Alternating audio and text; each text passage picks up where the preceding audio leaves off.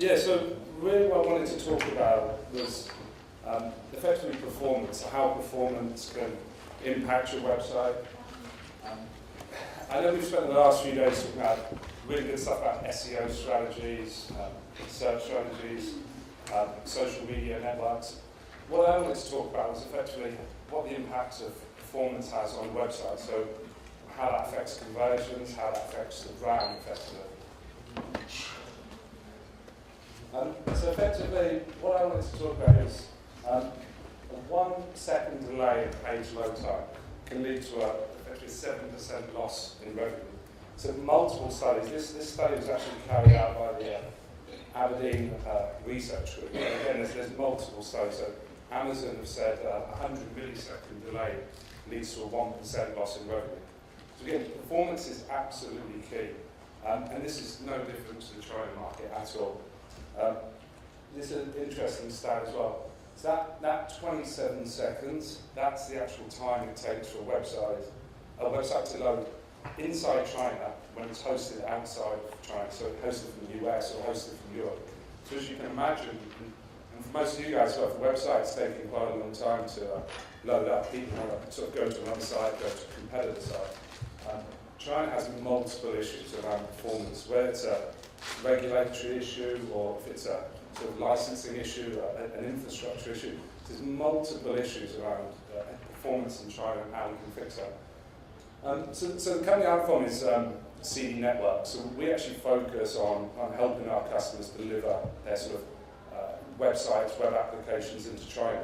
So we've been doing this for around 15 years, and we support over 40,000 websites. We deliver them globally, but we have a very big focus on delivering our customers' content inside mainland China.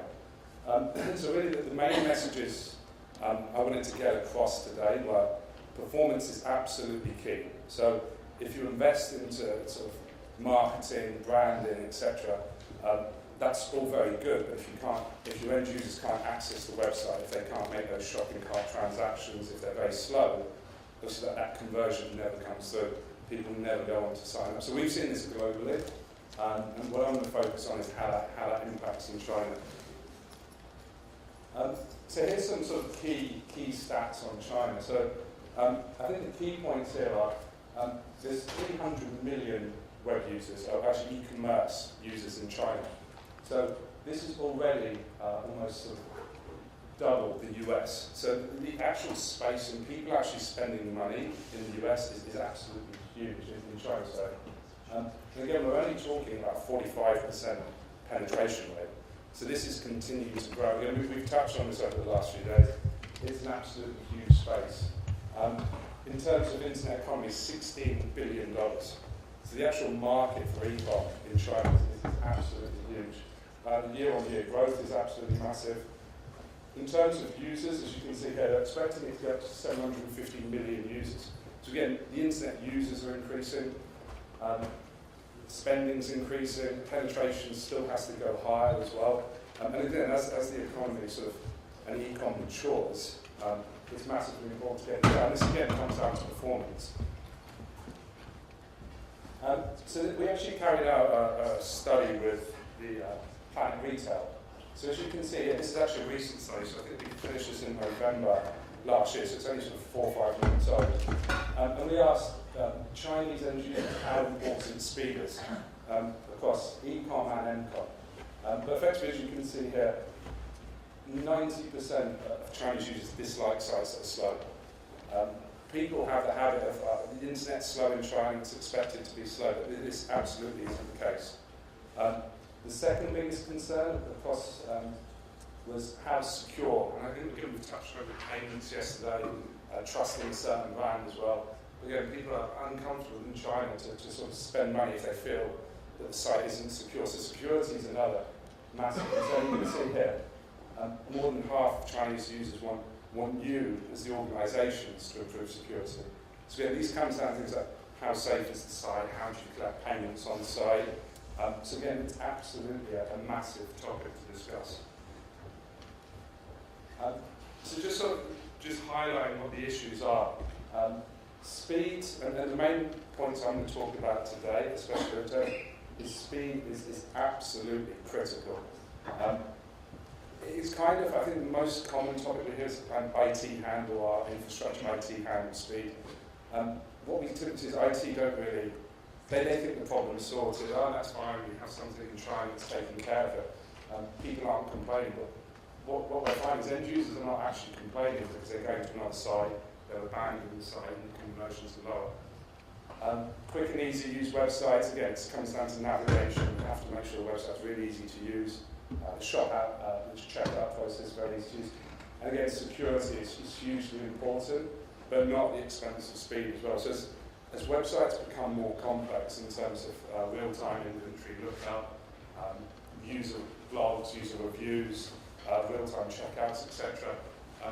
These add complexities to site. Again, it's what the users want. What the users want is rich amount of information. Obviously, that's going to impact performance. So it's how to balance making sure you have the performance as well as the sort of complexity of an actual website. So I'll talk about, we've got a case study here. So this is actually working with Bally. So we started working with Bally on the LabelWorks group last year. This kind of a few slides covers off what Bally's issues were and how they were impacting in China, and effectively what the issues were and how we helped them alongside that. So as you can see, I'm sure everyone's familiar with Bally. They opened their first store in Hong Kong in 1978, and they started going across mainland China in 1986. 60 shops in China, and in 2011 actually opened up their e-com site. It's up to bally.cn. The big issues they had were they issued a site, but what the big issue for Bally was that people were unable to load their site. Users were complaining that the site was too slow. Bally were very sort of SLA driven, so they had to make sure their website loaded up very quickly all around the world.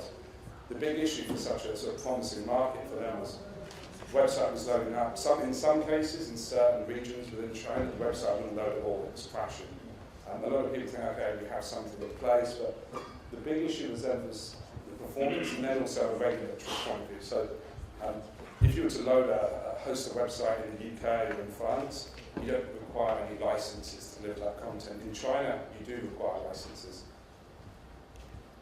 So I'm going to go into this into some separate sections here, but effectively it kind of falls into three main areas. One is the sort of technology side of things, one is the geographical, and then there's also the sort of content side of things as well. So these 3 points, I think this is one of the big points in terms of the actual landscape of China. It's a very sort of maturing infrastructure, I think is the word to use. So if you think about places like across Europe, we have fibre, we have broadband, the internet connections are very good, the ISPs are very good, the telcos are very good as well. What you actually have in China is 2 main issues. One is the firewall. So every website that's hosted from outside of China, so if you host from Europe or the US or even Hong Kong, it has to go through the firewall. So that firewall checks on, okay, is this content safe to go through? Because obviously there's bans on microblogging sites, adult material, gambling. These types of content are not allowed through the firewall, so it has to check all the content going through. Then there's also a point that there's 2 major telcos in China. One is China Unicom and China Telecom. Both government run, both do not talk to each other. There's terrible peering connections all across China. So if you can see here, there's over sort of 1,700 major sites that are actually blocked from China. So every time anyone from China tries to access that, it blocks the site. So this is having a huge effect onto revenues. And again here, you can see here, average site load times from outside of mainland China to 10 to 15 seconds. So this is having a huge impact on conversions and a 38% site abandonment. So with all this investment that's going into these different strategies, if people can't access the website, it's the fundamental part of any business that everyone has to look at. If we look at geographic challenges as well, so again, as we've talked over the last few days, it's the tier 1, tier 2, tier 3, etc. 30% of the internet population are actually in rural areas.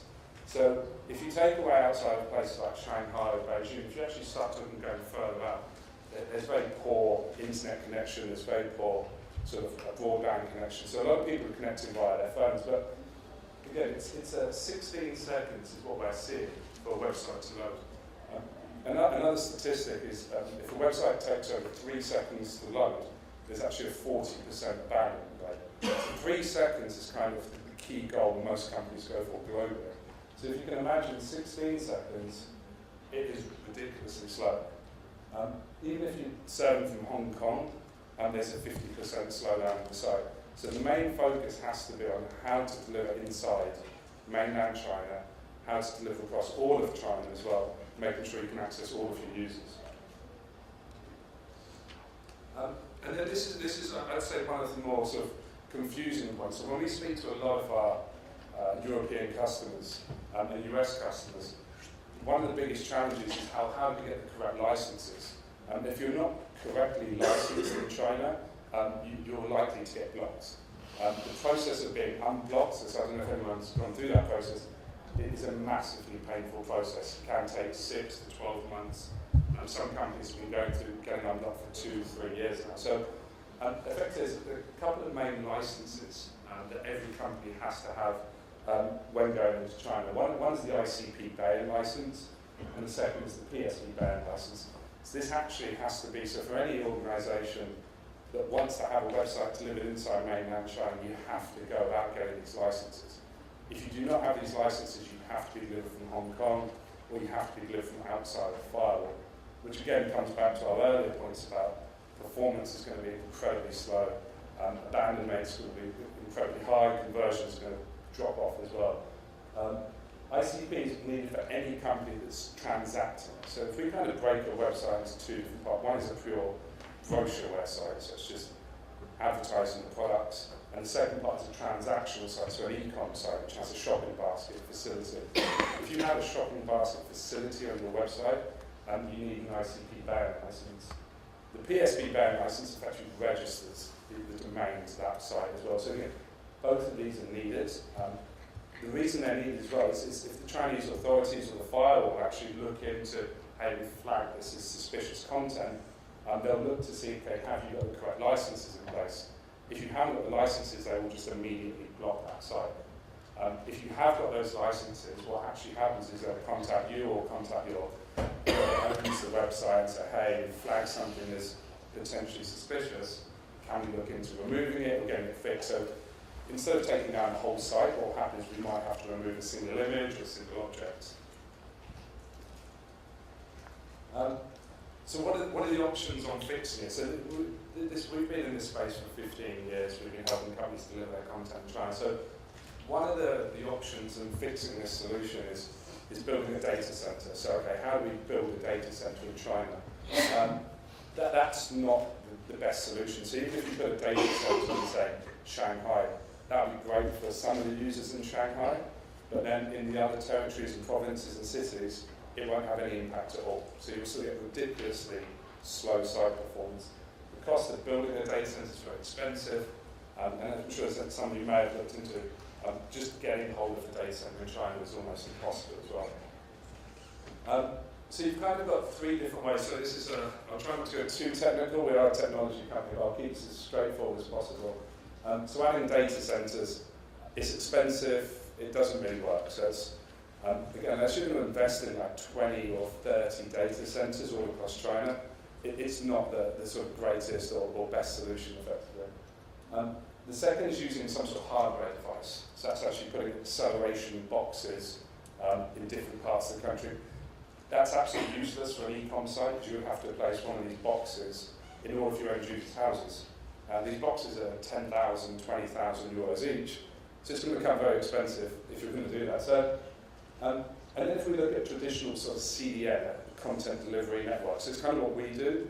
A traditional CDN, they only really focus on your static content, so images, CSS, JPEGs, videos, but the most important part of any site is obviously the dynamic side. So when people are adding to the shopping basket, when people are searching, that has to come back to your origin server, say in Paris or London or New York.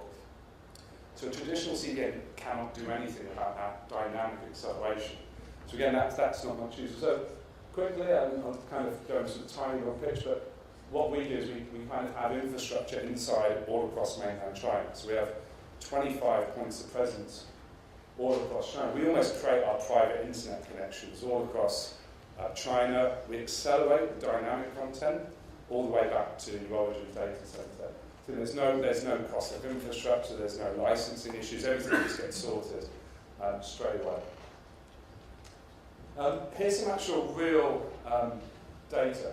So this is actual real customer data. And I think one of the things that's quite good is this is China traffic. So we're actually monitoring China traffic. And you can see from when we've turned on CD networks, you can see a huge spike in traffic. So this is actually users coming back to the site. And we see this a lot of the time where customers are coming and say, hey, our website's quite slow in China. And we try and understand, okay, well, what impact is that having to your customers? Oh, we don't know really, because no one's phoning up complaining.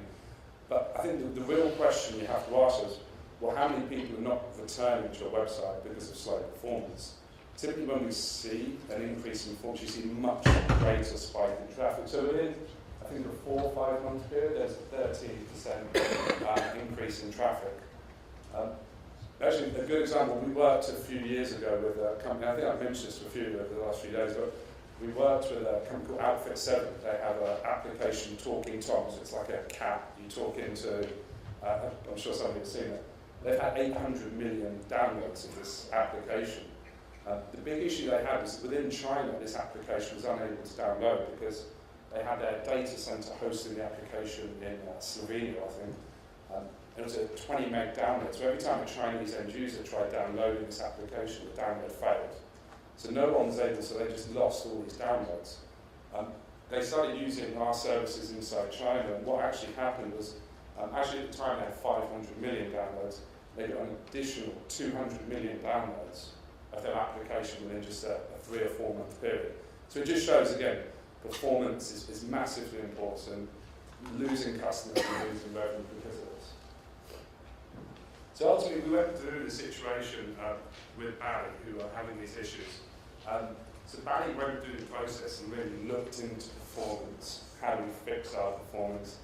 How do we get licensed correctly? They reduced page times by 81%. Again, they saved data transfer. The site was even running, even if their website went down. As I'm sure most of you know, there's a huge internet outage in China. October and November, it was a 6-7 hour outage. It's sort of described as one of the biggest outages in internet history. Because we still had content and servers there, we were still able to serve some content. Yeah, it just showed a huge drop in traffic. So being able to make sure your site is up and running and available, these are sort of key things. So before you kind of look into our things, how do we make sure our website's working? How do we make sure performance is good? So here's some customers we support globally. So people like Tesco, Bally, Very Contra, Samsung, River Islands, etc., L'Oreal. So these customers are particularly keen on making sure their websites are working correctly in China.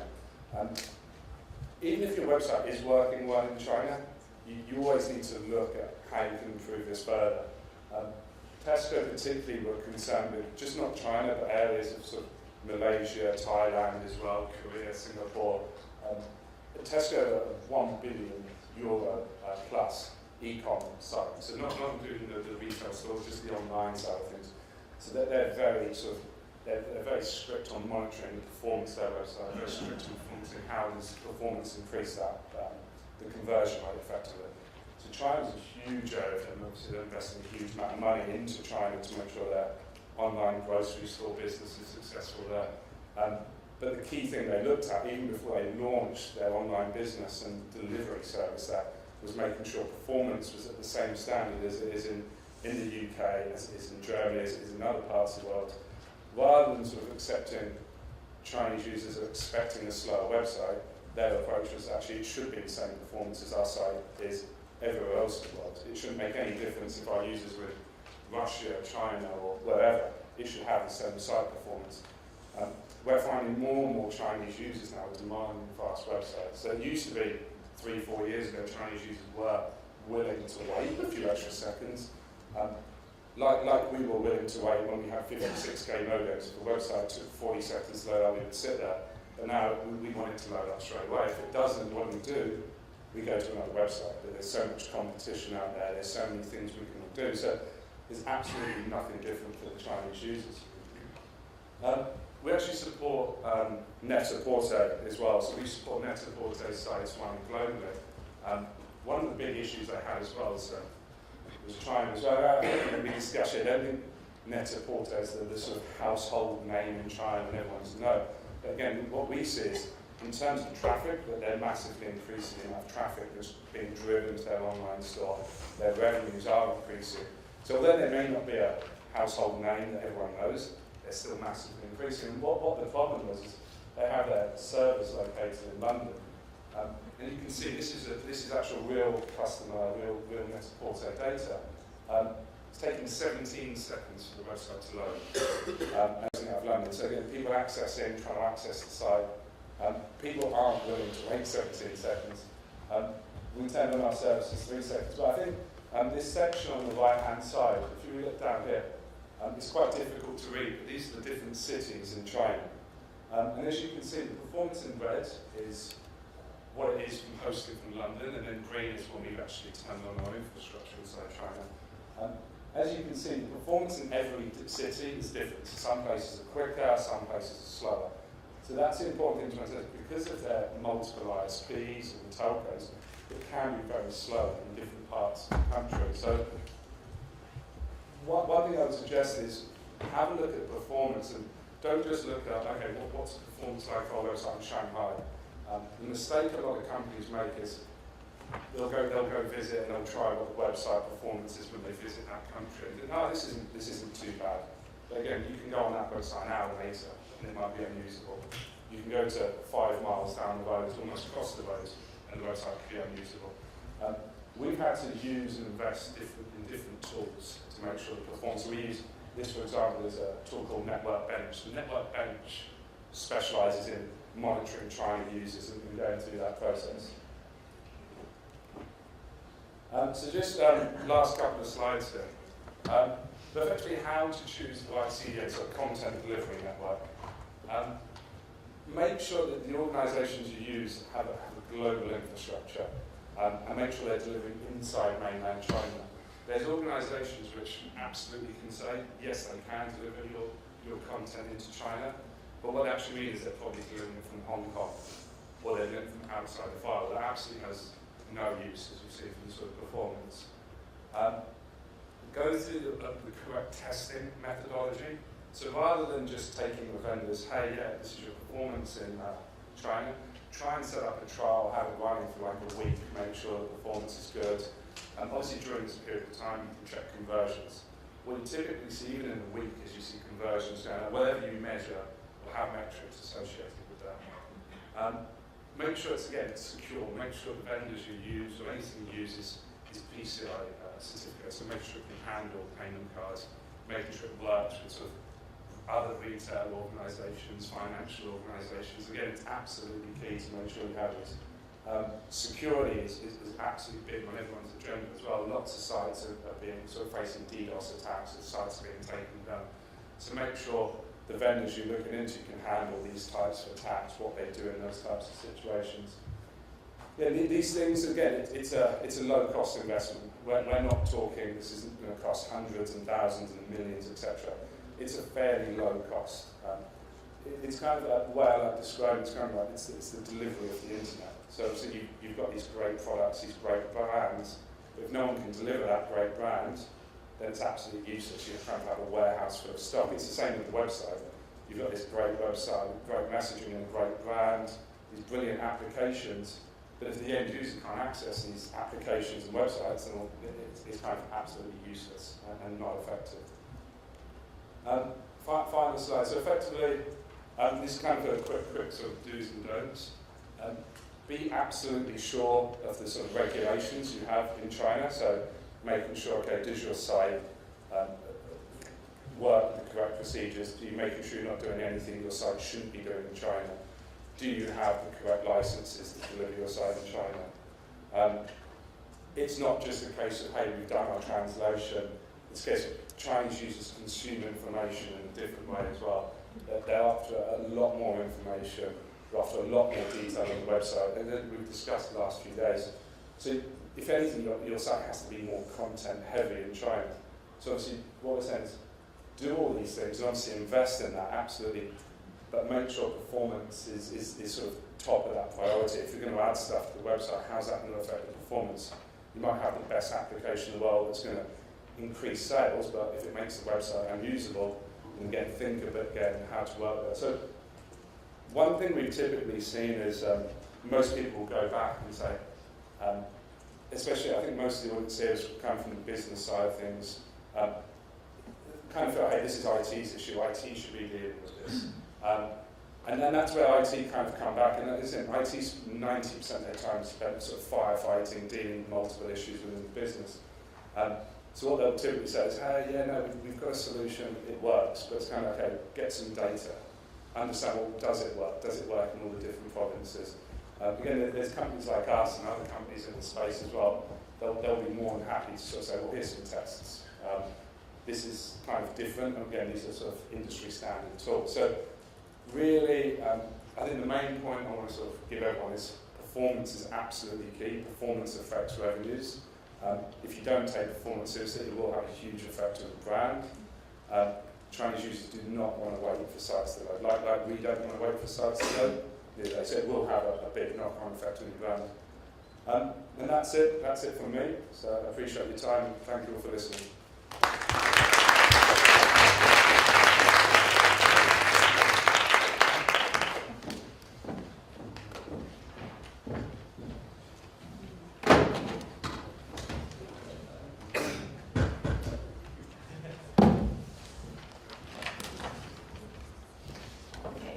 Thanks very much. That was very interesting. So the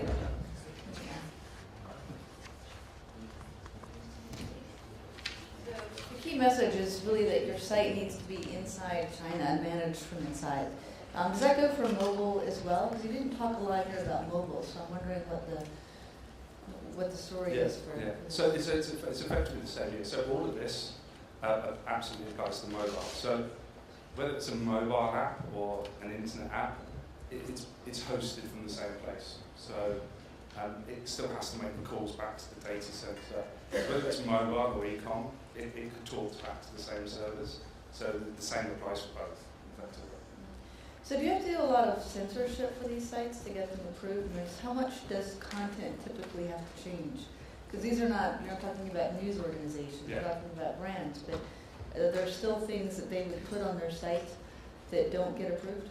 Yeah, so we have to go through, so for us, before we start working with a customer, we have to make sure what type of site is it. So obviously, if an adult site comes to us, we will have to say no straight away. So if it's like a fashion film, like a Net-a-Porter, we actually had an incident with Net-a-Porter where some of the pictures were sort of in the middle ground of, okay, is this adult material, is this not adult material?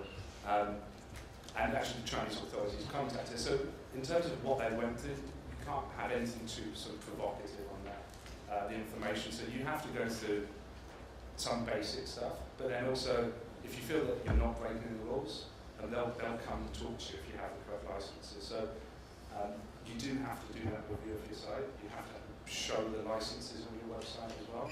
But once that's done, it really is straightforward. We talked a lot over the past couple of days about e-commerce and payment options. I just wonder if you had a perspective on sort of developments in payment options from the companies that you've worked with. Yeah, so we work with, I guess, the majority of our customers, so I'm from sort of our London offices, so we work with a lot of companies all across Europe, effectively. In terms of payment options, again, it's another big area where people are using European payment providers, they're kind of using that, but what they're seeing is a shift towards using in-house payment providers inside China, because performance, again, you can imagine every time you click to make a payment, it has to come all the way back to the UK or wherever. And sometimes that connection gets lost or broken because it's such a far distance to travel. So we're seeing more companies using local providers for payment, or intranet payment providers are working with customers inside China, just to make sure they don't lose that payment. Are there questions in the audience? You have about 5 minutes or so. Any questions?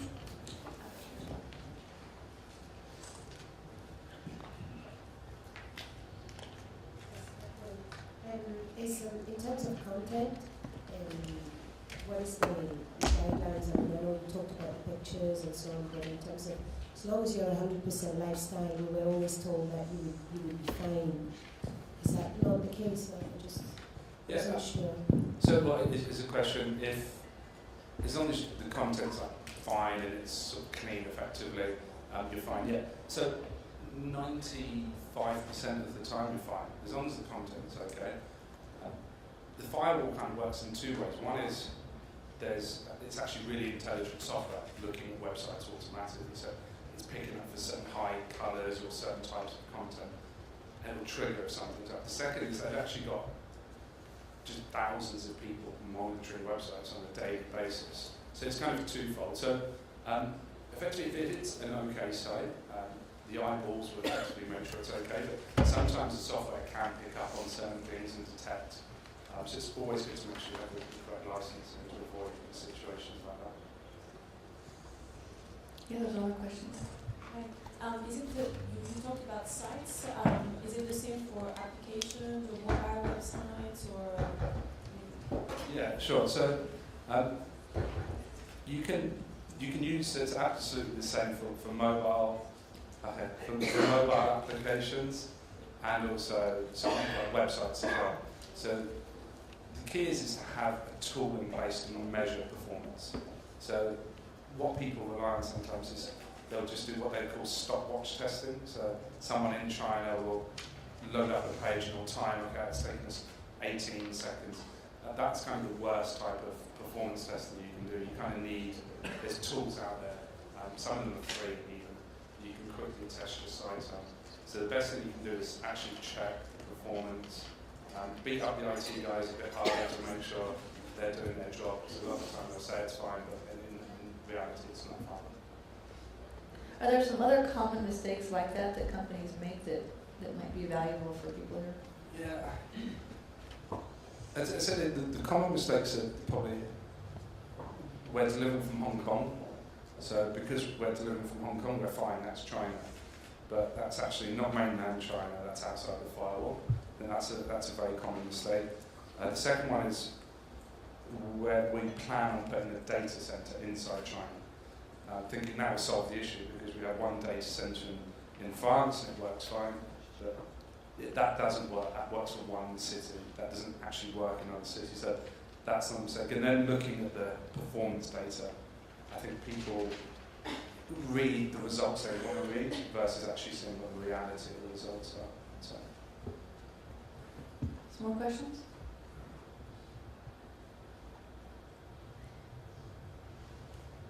So one of the, you mentioned that there's about 1,800 sites that are blocked, which might be a number people are surprised about because, you know, we hear about the few obvious ones like Facebook and Twitter. Are there any sites that are blocked that surprise you? I think we've seen all sorts of sites. We've had some, I don't know if I'm allowed to go into some of the names actually, but there are some really high profile sites that are blocked, and what happens is if you do get blocked, you have to change the name of the website, change the name of the brand, change the multiple names. So yeah, we hear about more and more high profile sites being blocked, temporarily blocked, or blocked forever. So the situation is getting worse? Yeah, I think companies have become better. So it's not getting worse in terms of the larger branded companies are very sort of sensitive around what they do before they go in. But the smaller companies in particular, they just go in, they get blocked straight away. Because they don't read the rules, they just go in and hope for the best effectively. So there are no sort of surprising? No, not recently. I think the big ones that have been announced were the kind of ones that scared everyone into taking it seriously. But I don't think there's been any over the last sort of 6-12 months that have been sort of very high profile. Yeah. Not that I know of any, I'm sure they have been. I'm always surprised that I can't access IMDb.com to think, what did they do? Yeah. It's about movie sites. Yeah. You never know what's going to tick them off. Yeah. No, we don't know. And some of the content they pick up on is just, well, how can you possibly ban that? That's completely fine. It's kind of an article on gardening and they'll block it. So it depends on the type of content. sometimes a file just picks up stuff that should never be blocked, and that's kind of the technology problem as well. Any other questions? Okay, well, I think we're on schedule. Thank you very much. Thanks a lot.